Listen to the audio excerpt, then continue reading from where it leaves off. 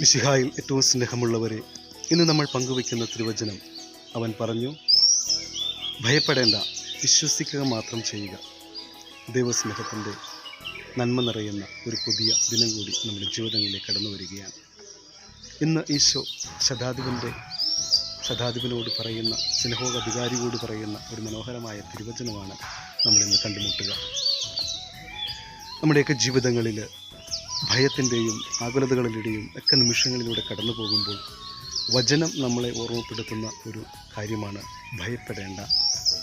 തിരുവചനത്തിൽ ബൈബിളിൽ 365 പ്രാവശ്യം പറയപ്പെടുന്നുണ്ട് എന്നാണ് പറയപ്പെടുക. ഭയമല്ലാതെ, ആകുലതകളില്ലാതെ ദൈവസ്നേഹത്തിൻ്റെ ശക്തിയാൽ നിറയപ്പെടുന്ന ഒരു വ്യക്തിയായി തീരുവാനാണ് തിരുസഭ നമ്മളെ ഓർമ്മപ്പെടുത്തുക. നമ്മുടെയൊക്കെ ജീവിതങ്ങളിലൂടെ കടന്നു പോകുമ്പോൾ വലിയ വലിയ പ്രതിസന്ധികളും പ്രയാസങ്ങളും രോഗപീഠകളും ദുഃഖദുരിതങ്ങളും ഉണ്ടാകുമ്പോൾ യേശുവിൻ്റെ വചനം നമ്മളെ ഓർമ്മപ്പെടുത്തുകയാണ്, ഭയപ്പെടേണ്ട, വിശ്വസിക്കുക മാത്രം ചെയ്യുക. നിൻ്റെ ജീവിതത്തിൽ, നിൻ്റെ കരുതലിൽ നിന്നോട് ചേർന്ന് നിൽക്കുവാൻ ഒരു ദൈവമുണ്ടെന്നും അവൻ ഉയർത്തെഴുന്നേറ്റ് സ്വർഗത്തിലേക്ക് കടന്നുപോയി എന്നും നമ്മളെ ഓർമ്മപ്പെടുത്തുന്നത് ഈ തിരുവചനമാണ്. അവൻ്റെ വാഗ്ദാനമാകുന്ന പരിശുദ്ധാത്മാവ് നമ്മുടെ ഉള്ളിലേക്ക് കടന്നു വന്നുകൊണ്ട് നമ്മളെ അനുഗ്രഹിച്ചുകൊണ്ട് ദൈവസ്നേഹത്തിൻ്റെ വലിയ കൃപയാൽ നമ്മളെ നിറച്ചുകൊണ്ട് അവിടുന്ന് പറയുകയാണ്, ഭയപ്പെടേണ്ട.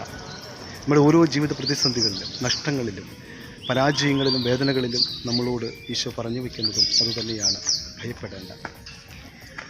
ഉദിതനായ കർത്താവിൻ്റെ പരിശുദ്ധാത്മാവിൻ്റെ വലിയ പ്രവർത്തനം നമ്മുടെ ജീവിതങ്ങളിലേക്ക് കടന്നു വരുമ്പോൾ ആ ഒരു സ്നേഹത്തിൻ്റെ തണലിൽ നിന്നുകൊണ്ട് വിശ്വാസ ജീവിതത്തെ മുറുകെ പിടിക്കുവാൻ, ആ മുറുകെ പിടിച്ച ജീവിതത്തിൽ വിശ്വാസത്തിൽ ജീവിക്കുവാൻ നമ്മളോട് ഓർമ്മപ്പെടുത്തുകയും ഈ വചനത്തിൻ്റെ സാക്ഷ്യമാണ് എന്നുള്ളത് യാഥാർത്ഥ്യമാണ്. ആ ഒരു വചനത്തിൽ നമുക്കും വിശ്വസിക്കാം.